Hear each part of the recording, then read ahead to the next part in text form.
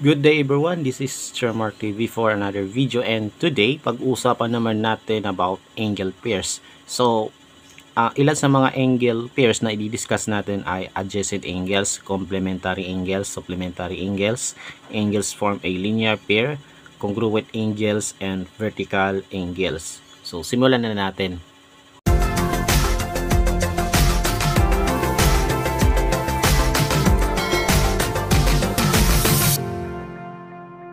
Okay, so consider natin itong angle na ito. So as you can see, meron tayong nakikitang letters at saka numbers dito. So ano bang ibig sabihin nito? So itong letters na ito ay yung basihan para pangalanan yung angle. Katulad natin, no, may mga pangalan tayo. So dito sa angle na ito ay may pangalan din, 'di ba? So para ma-identify natin yung angle na 'yon. So, paano nga ba pangalanan yung angle? So, there are three ways to name an angle. So, i-recall muna natin, ito yung sides ng angle, no? Ito yung sides, side, side. At itong point na to kung saan common yung dalawang lines, no? Kung saan nagsalubong, ang tawag naman dito ay vertex. Okay? Ayan po. Tapos meron tayong letters na A, B, C na nagre-represent sa points at mayroong number 1 sa loob. Okay, so to name an angle, no, ititrace mo lang ito and then isusulat mo lang yung letters na madadaanan ng trace. Okay, so isulat mo muna yung symbol ng angle. Ito po yun, no, ito yung symbol ng angle, and then isulat mo yung letters na madadaanan ng trace. So, we have A, mag-umpisa tayo sa A, then dadaan sa B, then dadaan sa C. So, this means, ang pangalan ng angle na ito ay A, B, C. Okay? So, bukod dito, i-trace natin yung angle in another way. So, magsisimula muna tayo sa C, then susunod si B, and then susunod si A. Kaya, ang pangalan ng angle na ito ay angle CBA. Ganyan po ang pagpangalan ng angle. Angle ABC or pwede ring angle CBA. So, pares lang silang angle. Okay. Another way to name an angle is by looking at the vertex of the angle. So, ang vertex ng angle ay, ang pangalan ay B. Okay. So, ibig sabihin, kung ang vertex ay B, ibig sabihin yung buong angle ay ito mismo. Okay. Kasi ito yung vertex niya eh. Kaya, pwede siyang pangalanan as angle B. Okay? So, provided na wala siyang ka-share ng ibang angle, no, na ganito rin yung vertex, pwede natin siyang pangalanan as angle B. Okay? And then, another way, kung meron kayong nakikitang number 1 dito sa loob ng angle, so, pwede natin siyang pangalanan as angle 1. Okay? So, again, there are three ways to name an angle. Angle ABC and angle CBA. Ayan. Tapos itong angle B, itong vertex mismo. And then yung number 1 or angle 1 is, ayan po yung nasa loob. Okay? Ayan po. So, magagamit natin itong konsepto na ito sa discussion natin sa video na ito. Okay, so the first one is adjacent angles or adjacent angles. Okay? Those are two angles that share a common side and vertex. So, ano bang ibig sabihin nito? So, consider natin itong figure na ito. Okay? Kung saan meron tayong nakitang dalawang angles, angle 1 at saka angle 2. Yung angle 1 ay ito pong angle, tapos yung angle 2 ay itong angle. Okay? So, kung mapapansin natin, nagkadikit yung dalawang angles. So, itong side na ito, no? Itong side na ito ay side ng angle 1, and at the same time, side din siya ni angle 2. Okay? Ayan po yung isa sa sides ng ng bawat angle, angle 1 tsaka angle 2, no? Tapos kung mapapansin natin, no, yung vertex ni angle 1 ay ito. At yung vertex ni angle 2 ay ito rin. So, ano bang ibig sabihin nito?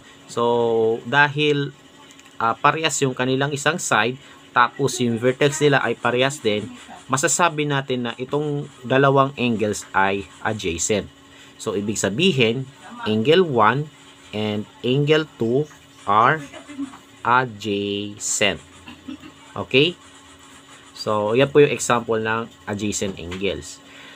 Okay, how about this one? So, ano bang angles na nandito? We have angle MAH, no? Isulat natin. At saka yung isa pa, angle TAH. Okay? Angle TAH.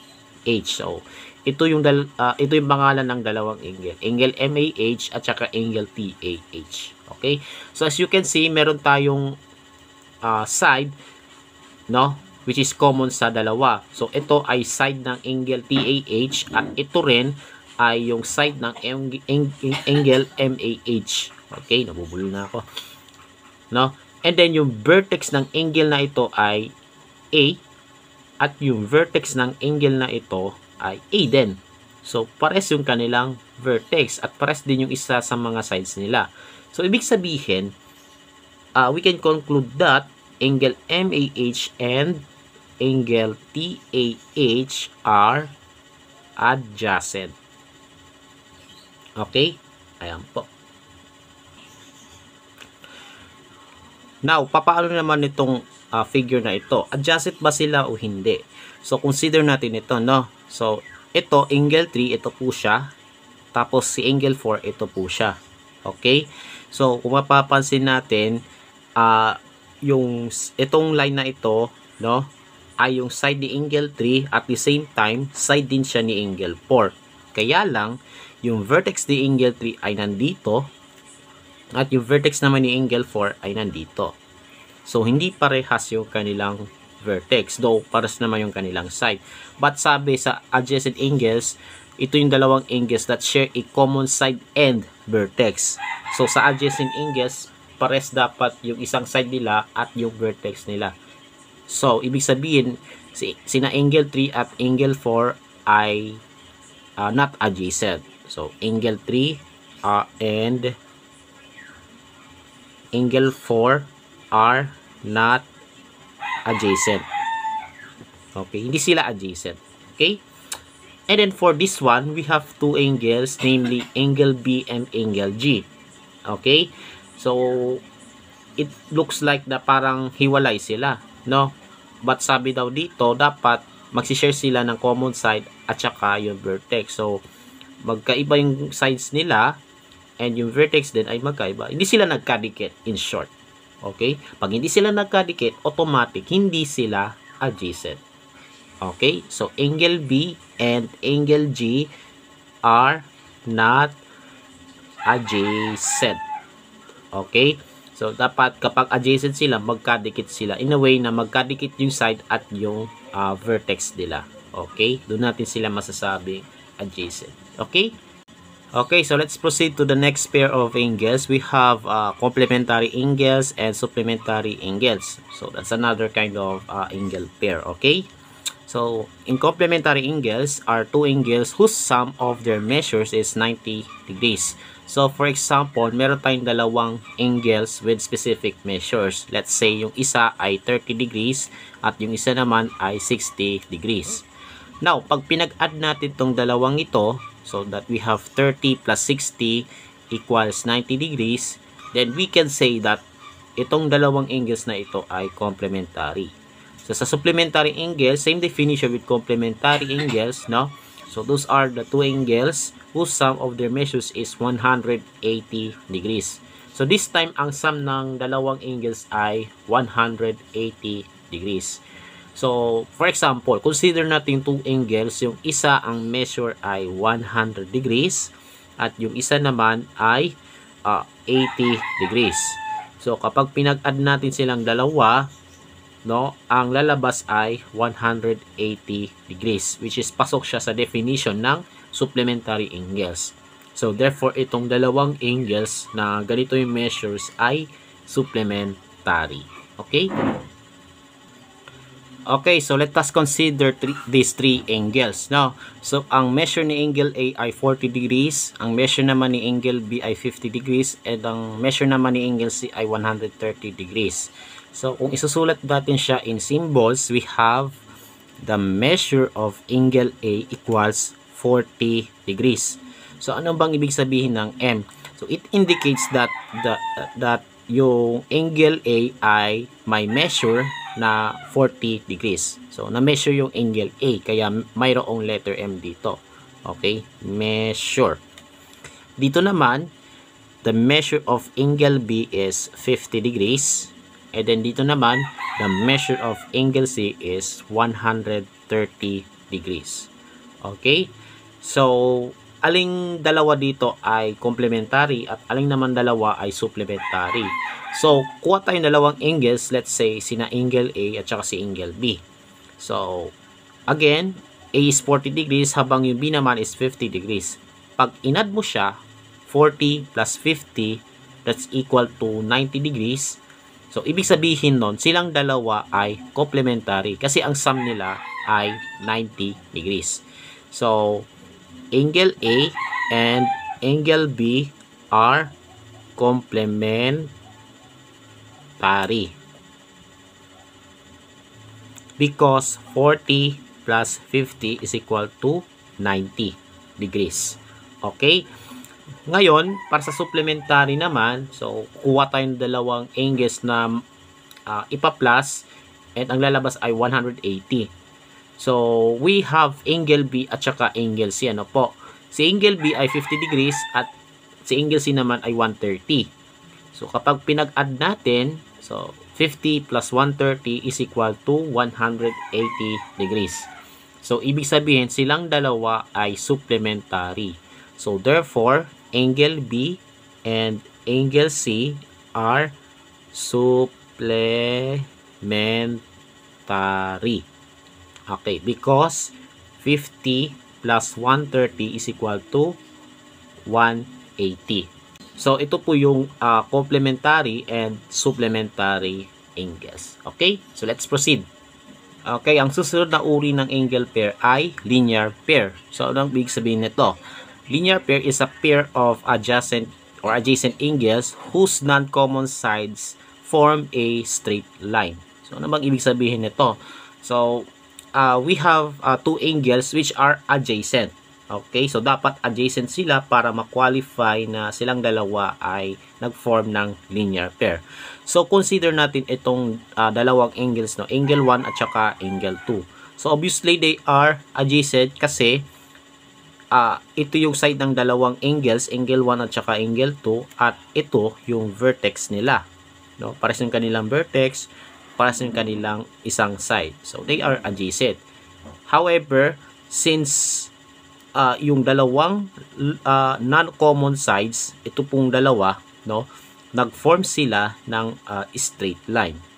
So, ibig sabihin, yung angle 1 ay yung angle 1 at angle 2 ay nag-form ng angle pair. So, angle 1 and angle 2 form a linear pair. Okay? Ayan po. And then, sina angle 3 tsaka angle 4, adjacent din naman sila. No? Pares yung kanilang side at yung vertex parehas din. So, adjacent sila. However, yung dalawang non-common sides nila, ito pong dalawa, no? Again, nag-form sila ng straight line. So, itong angle 3 at saka angle 4 ay nag-form ng linear pair as well. So, angle 3 and angle 4 form a linear pair. So, ano bang sukat nila, no? Kapag ang dalawang angles ay nag-form ng linear pair. Ano bang sukat ng dalawang ito? So, kung nagsinukat natin yung protractor before this recording, no? Ang sukat ni angle 1 ay 130 degrees habang si angle 2 naman ay 50 degrees. Now, pag pinag-add natin sila, 130 degrees plus 50 degrees, that's equal to 180 degrees. So, ibig sabihin, itong dalawa ay supplementary kasi nga, ang sum nila ay 180. Okay? Dito naman, si angle 3, ang sukat nito ay 80 degrees. Tapos, si angle 4 naman ay 100 degrees. So, nang i-add natin yung dalawang ito, 80 plus 100 is 180. So, ibig sabihin, silang dalawa ay supplementary. Diba? So, anong special dito sa linear pair? Yung dalawang angles na nag-form ng linear pair. So, we conclude that the angles or two angles form a linear pair are supplementary. Okay? So, lagi nyo tatatak sa isip nyo na kapag linear pair siya, automatic, yung dalawang yon ay supplementary. Okay? Kasi nga, itong line mismo ay straight line mismo. And we can say that this is a straight angle whose measure is 180 degrees. So, tandaan po lagi, kapag yung dalawa ay nakabuo ng linear pair, automatic supplementary sila. Okay? So, let's proceed to the next pair. Okay, next we have congruent angles. So, another angle pair naman tayo. Ano po? So, our angles having equal measure. So, consider natin yung tatlong angles. Ano po? Angle A, angle B, at saka angle C. Where angle A is 30 degrees, angle B is 30 degrees, and angle C is 100 degrees. So, pag sinabing congruent, no? Pag sinabing congruent, ito yung angles na may equal measure. Equal. So, parehas. Okay? Sila yung angles na pare-parehas yung kanilang measure. Ang tawag sa kanila ay congruent angles. So, dito sa figure na ito, we can see, no, madali natin makita na sina angle A at angle B ay may parehas na measure, which is 30 degrees each. Diba? So, ibig sabihin, ang tawag sa kanila ay congruent. Okay? And kung isusulat natin, we have angle A, kasi ito yung pangalan ni angle no? Angle A is congruent to angle B. So, ano bang ibig sabihin ng symbol na ito? So, ang basa dito is congruent to, na nagsisimbolo sa pagiging congruent ng dalawang angle. So, angle A is congruent to angle B. Okay? Pag yung angles ay may parehas na measure, ang tawag sa kanila ay congruent. At itong symbol na ito ay nagsisimbolo ng pagiging congruent ng dalawang angles. So, angle A is congruent to angle B. Ngayon, makita natin na hindi sila congruent, obviously, kasi magkaiba sila ng measure. Angle A is not congruent to angle C, and as well as this one, hindi sila congruent kasi nga magkaiba yung measure. Angle B is not congruent to angle C. So, ito naman po sa congruent angles. Okay, so next we have vertical angles. Vertical angles are two not adjacent angles formed by two intersecting lines. So, consider natin yung two lines na nag-intersect, no? So, ang tawag sa kanila ay intersecting lines since nagsalubong sila, no? Yung dalawang lines. Okay? So, with these intersecting lines, may mabubuo tayong apat na angles. So, we have angle 1, angle 2, angle 3, angle 4. So, sabi, pag sinabing vertical angles, no, sabi sa definition, are two non-adjacent angles. So, by recalling the adjacent angles, we have angle 1 and angle 2 to be adjacent. Same goes with angle 1 and angle 4. So, adjacent ito, adjacent ito. So, yung isang angle na hindi adjacent sa angle 1 ay angle 3. So, we can say that angle 1 and angle 3 are vertical angles. So, nakita nyo naman is opposite sila. So, angle 1 and angle 3 are vertical angles. The same manner goes to angle 2 and angle 4 since hindi sila adjacent sa isa't isa. Okay? So, we will consider this also as vertical angles. Itong angle 2 tsaka angle 4.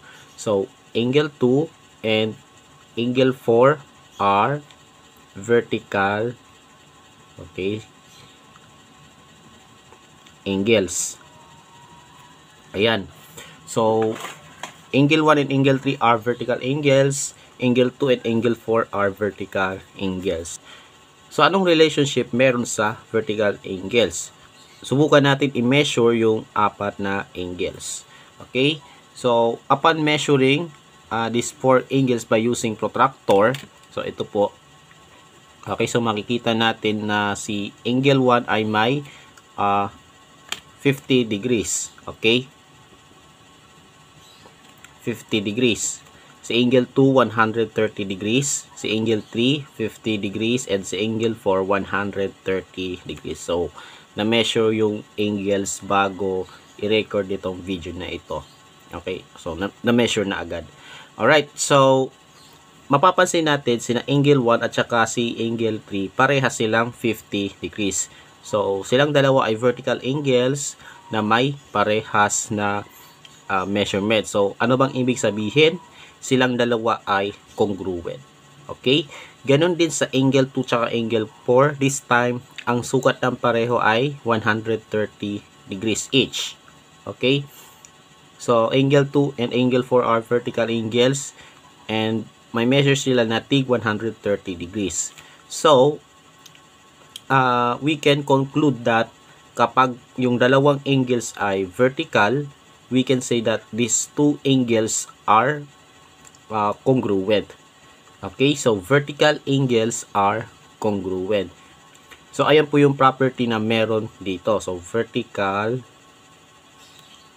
angles are congruent. Okay? So, kapag sinabing vertical angles, matik silang dalawa ay congruent or parehas yung kanilang measure. Okay? Okay, so for the first part, sasagutin natin either true or false. Okay? So, number 1, angle 1 and angle 3 are adjacent.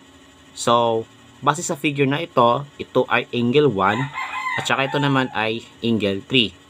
So, pares naman ang kanilang vertex pero wala silang common side. So, hindi sila magkatabi. Okay? So, therefore, hindi sila adjacent. At ang sagot dito ay false. Okay? Next, number 2, we have angle 1 and angle 4 are vertical.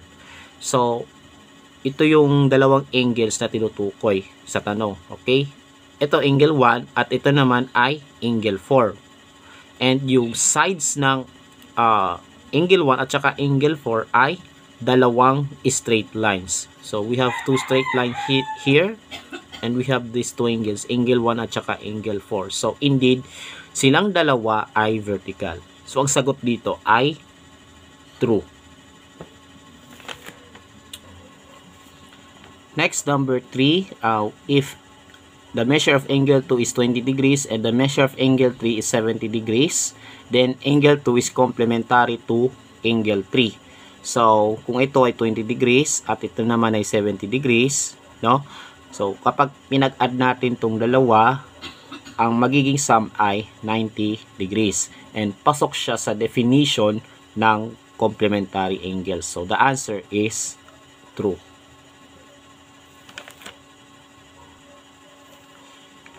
Next, number 4, angle 3 and angle 4 form a linear pair. So, consider natin yung two angles, angle 3 tsaka angle 4. So, make sure they are adjacent. Yes, they are adjacent to each other. Okay? Magkapares yung sides at saka yung vertex. Okay? However, yung non-common sides nila, which is these two, hindi sila nakabuo ng straight line. Okay? So, ibig sabihin, hindi sila nakabuo ng linear pair. Sapagkat, yun nga, hindi sila nakabuo ng straight line. So, ang answer dito ay false. Okay? Kasi hindi sila nakabuo ng linear pair. Okay? Next, number 5, we have angle 1 and angle 5 are supplementary. So, as you can see, we have angle 1 here and angle 5 here. Okay? So, they are adjacent. So, ano bang meron sa kanila? Ano bang meron sa kanila? Adjacent sila. 'Di ba? Adjacent sila. Tama. And nakabuo sila ng linear pair.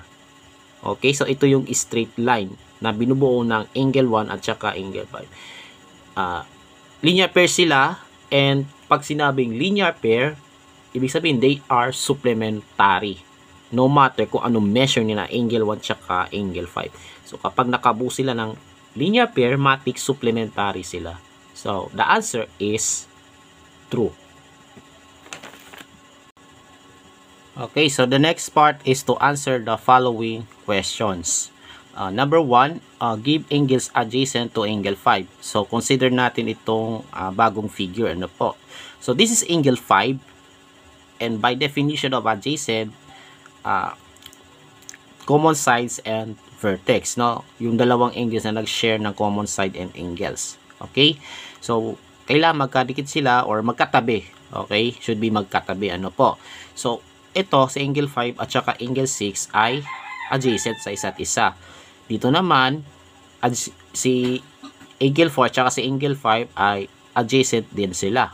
So, therefore, yung angles na adjacent sa angle 5 ay angle 4 and angle 6. Okay? So, ayan po yung sagot sa number 1. Next, number 2, if measure of angle 2 is 26 degrees, find the measure of its complement. So, by definition of complementary angles, yung dalawang angles na yun ay may sum na 90 degrees. So, kung ito ay 26 degrees, isubtract mo lang yung 26 mula sa 90 para mahanap yung kanyang complement.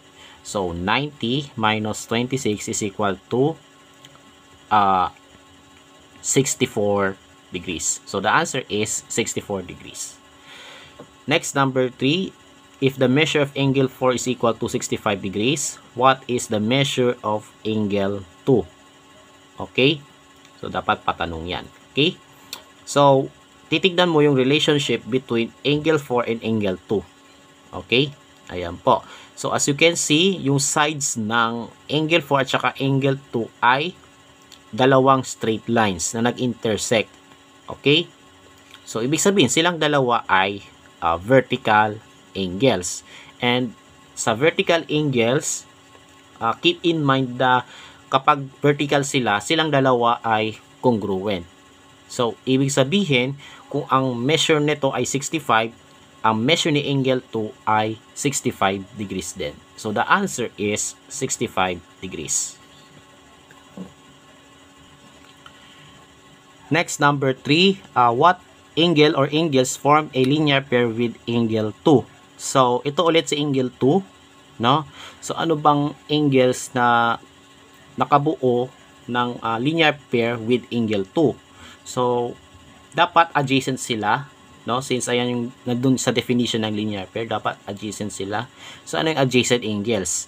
Angle 6, since magkatabi sila, and angle 1, magkatabi din sila. However, sina angle 2 at saka angle 6, yung non-common sides nila, no? Hindi naman ito straight, di ba? So, hindi sila nakabuo ng angle pair. So, try natin sina angle 1 tsaka angle 2. So, adjacent sila. Tapos, yung ito, no? Yung non-common sides nila, no? Nakabuo sila ng straight line. So, ano bang ibig sabihin nito? Silang dalawa ay nakabuo ng linear pair. So, to answer this question, what angles form a linear pair with angle 2? So, ang sagot po ay angle 1 since nakabuo silang dalawa ng linear pair. So, the answer is angle 1. Next, number 4. If the measure of angle 3 is 95 degrees, what is the measure of angle 7? So, alamin natin yung relationship between angle 3 and angle 7. Okay? So, as you can see, itong angle 3 tsaka angle 7, adjacent sila. Tama? Kasi magkatabi sila eh, di ba? Tapos, yung non-common sides nila, ito, nakabuo pa sila ng straight line.